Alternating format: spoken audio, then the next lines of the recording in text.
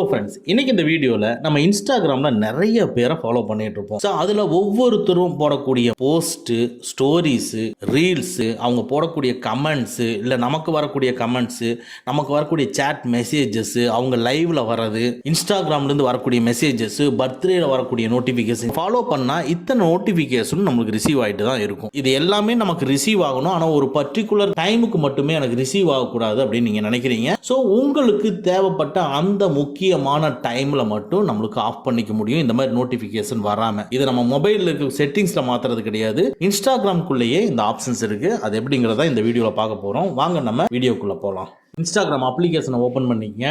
இதுல பாட்டம் ரைட்ல இருக்கிற ப்ரொஃபைல் ஐக்கானை கிளிக் பண்ணிக்கங்க.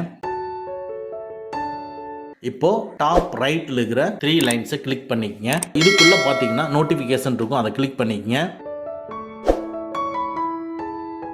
இதுல பாருங்க பாஸ் ஆல் இருக்கு. சோ பாஸ் ஆல நீங்க எனேபிள் பண்ணுங்க. எனேபிள் பண்ணீங்கன்னா சோ நீங்க ஒரு முக்கியமான மீட்டிங்க்கு போறீங்க, இல்ல ஒரு ஹாஸ்பிட்டல் போறீங்க, ஒரு இம்பார்ட்டன்ட்டான ஒரு பர்சனை மீட் பண்ண போறீங்க அப்படின்னா இந்த நோட்டிபிகேஷன்ல நீங்க அவாய்ட் பண்ணணும்னு நினைக்கிறீங்க. அப்போ உங்களுக்கு எவ்வளவு நிமிஷம் இந்த உங்களுடைய ப்ரோக்ராம் இருக்குதோ அதுக்கு தகுந்த மாதிரி இங்க டைம் ஃபிக்ஸ் பண்ணிக்கங்க. ஸோ 15 மினிட்ஸா, 1 ஹவரா, 2 ஹவரா, 4 ஹவர்ஸா, 8 ஹவர்ஸா இங்க நீங்க செலக்ட் பண்ணிட்டீங்கன்னா உங்களுக்கு நம்ம இப்ப சொன்ன எல்லா நோட்டிபிகேஷனுமே வராது, நீங்க செலக்ட் பண்ண டைம் வரைக்கும்.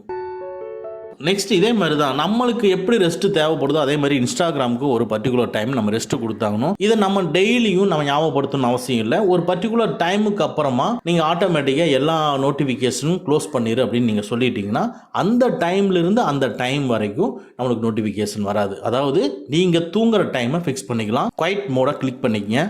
இதுக்குள்ள பாருங்க ஸ்லீப் மோட் வந்து டிசேபிள் இருக்கும், எனேபிள் பண்ணுங்க. ஸோ உங்களுக்கு எந்த டைம்லேருந்து எந்த டைம் வரைக்கும் உங்களுக்கு இந்த நோட்டிஃபிகேஷன்ஸ் நம்ம சொன்ன ஸ்டோரி, போஸ்ட்டு, ரீல்ஸு, கமெண்ட்ஸு, லைவ்ல வர்றது எந்த நோட்டிஃபிகேஷனுமே வரக்கூடாதுன்னு நினைக்கிறீங்களோ அது எந்த டைம்ல இருந்துங்கிறத ஸ்டார்ட் டைமை கிளிக் பண்ணி, ஃபார் எக்ஸாம்பிள் நைட்டு நீங்கள் 11 மணிக்கு படுக்கிறீங்கன்னா ஸ்டார்ட் டைமை கிளிக் பண்ணி 11 மணி நீங்கள் ஃபிக்ஸ் பண்ணிக்கிறீங்க. எண்ட் டைமை கிளிக் பண்ணி மார்னிங் ஒரு 7 AM அப்படிங்கிறத ஃபிக்ஸ் பண்ணிட்டு